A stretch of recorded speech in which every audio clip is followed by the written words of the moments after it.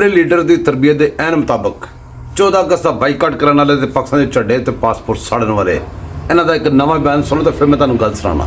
खबरदार 14 अगस्त को या कभी भी ना कोई पाकिस्तानी परचम को जलाएगा और ना ही कोई इसकी तौहीन करेगा।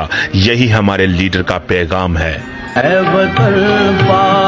हाँ जी नहीं साड़ो साड़ो साड़ के वेख लो। पता क्यों तुम रिकॉर्ड करा रहे असं समझना सी बच्चे नहीं है।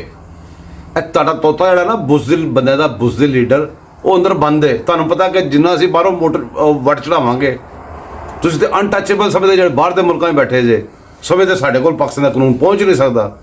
ਪਹੁੰਚ ਸਕਦਾ ਕਿਸ ਤਰ੍ਹਾਂ?